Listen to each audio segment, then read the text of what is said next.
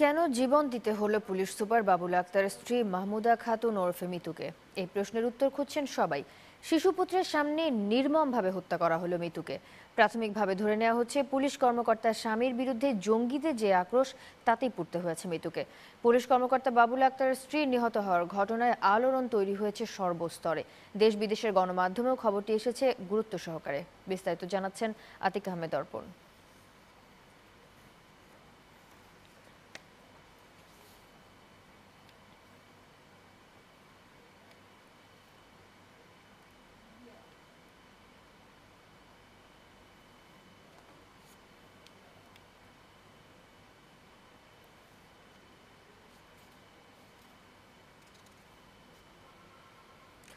দর্শক, রিপোর্টটি প্রক্রিয়াধীন আছে, হাতে আসা মাত্র আমরা সেটি প্রচার করব।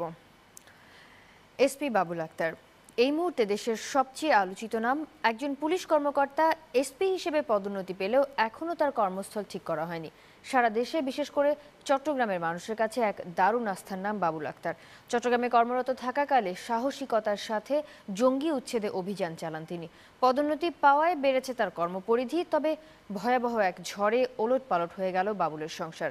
প্রিয়তমা স্ত্রীকে হারিয়েছেন জঙ্গিদের হাতে। স্ত্রী নিহত হওয়ার খবর জানার পর বিশেষ ব্যবস্থায় হেলিকপ্টারে করে তাকে নেওয়া হয় চট্টগ্রামে। এ ঘটনায় শোকের ছায়া নেমে এসেছে বাবুল আক্তারের নিজ বাড়ি মাগুরায়, জানাচ্ছেন জান্নাত সাথী।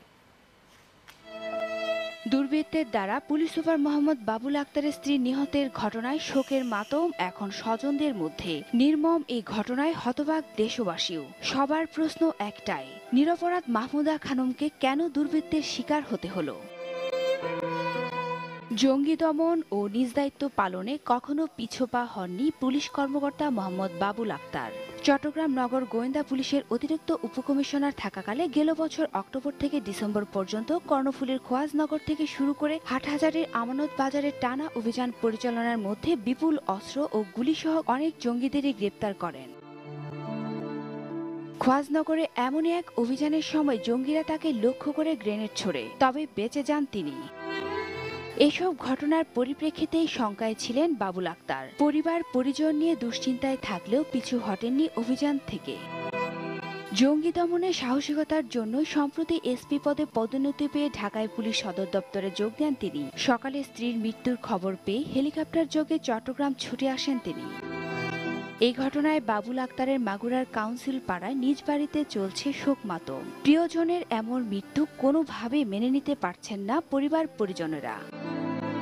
যে স্ত্রী তাকে সবসময় সাহস জুগিয়েছে, তার নিথর দেহের সামনে দাঁড়িয়ে বাবুল আক্তার কি ভেবেছেন, কি প্রতিজ্ঞা করেছেন? হয়তো প্রতিজ্ঞা করেছেন থেমে যাওয়া নয়, কোনো কিছুতেই, কখনোই নয়। জান্নাত সাথী, নিউজ 9, ঢাকা।